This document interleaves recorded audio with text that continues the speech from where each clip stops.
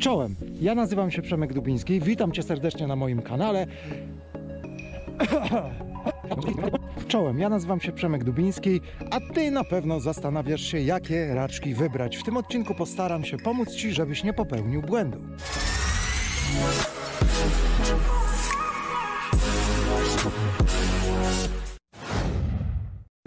Na wstępie odpowiem na pytanie, które bardzo często pojawia się na różnych grupach facebookowych. Mianowicie, czy zabrać ze sobą raczki zimą w góry, czy też nie? Moja odpowiedź po pokonaniu około 200 km w raczkach, czy to biegiem, czy wędrując, jest jedna. Tak, zabrać. Zawsze, na wszelki wypadek. Raczki, jakie by nie były, ważą na tyle mało, że nie spowodują problemów, a kiedy będą potrzebne, pomogą w tym, żeby komfortowo wędrować lub biegać. Bez raczków, nawet na nosalu w warunkach całkiem przyzwoitych, mogą być problemy. Jeśli to Ci wystarczy, resztę filmu możesz pominąć, a jeśli chcesz usłyszeć moją opinię na temat raczków SH900 z Decathlona, to zapraszam Cię do oglądania dalej.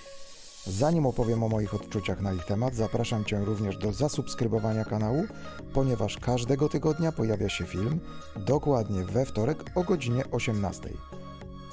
Tematyka jest górska, chociaż nie tylko, bo pojawiać się będzie szeroko pojęty outdoor.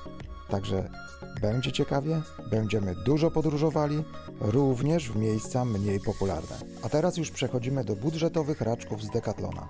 Nie jest to odcinek sponsorowany, raczki kupiłem osobiście za 99 zł. Mam je od 2 miesięcy i zrobiłem w nich około 200 km w różnych warunkach. Byłem na Nosalu, Baraniej Górze oraz robiłem treningi biegowe na Jurze Krakowsko-Częstochowskiej. Także są przetestowane. Zacznijmy od plusów. Cena 99 zł. Uważam, że jest ok. Nie ma tutaj przesady ani w jedną, ani w drugą stronę.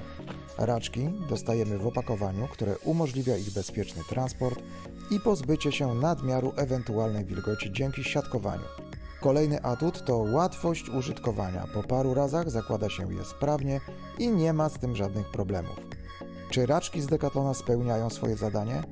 Tak. Chodzi i biega się w nich komfortowo. Trochę obawiałem się, że podczas długiego wybiegania przedni element raczków będzie uwierał w palce. Zdarzyło się to w sumie raz, a po odkrzywieniu tego czegoś problem zniknął.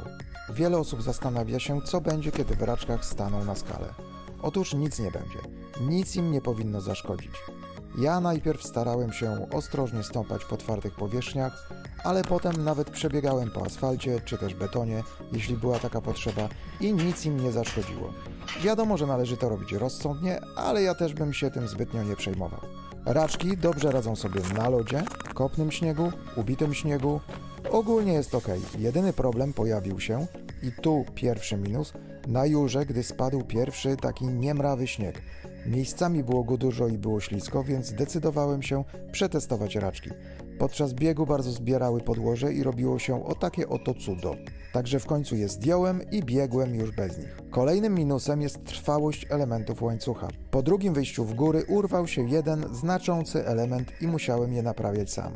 Wykorzystałem do tego takie kółeczko od kluczy. Działa do tej pory. Po kolejnym biegu urwały się następne elementy łańcucha, ale o dziwo nie wpływa to na ich skuteczność. Także działają, ale są niekompletne. Radzę też nie być gapą jak ja. Ta uwaga dotyczy pewnie wszystkich raczków. Otóż niestety często zdarza się, że zawadzam o jakieś wystające kamienie albo jakieś inne elementy podłoża. Wracając z Baraniej Góry pieprznąłem jak długi. Dobrze, że łba sobie nie rozwaliłem, bo wpadłem między takie dość duże głazy. Pewnie to kwestia tego, że na co dzień nie mam wystających kolców od spodu i trudno się do tego przyzwyczaić. Dajcie znać w komentarzu, czy Wam też się to przydarza. Minusem tych raczków może być to, że nie są zbyt pikne. Widziałem na necie ładniejsze, a w raczkach SH900 z Decathlona za 9,9 zeta raczej na Insta nie poszalejecie. Kończąc ten odcinek muszę stwierdzić, że nie polecam jednak tych raczków, raczej drugi raz bym ich nie kupił ze względu właśnie na trwałość elementów łańcucha. Zbyt szybko szlak je trafił. Mam nadzieję, że ten odcinek będzie dla Was przydatny i zapraszam na kolejny już za tydzień. See ya later!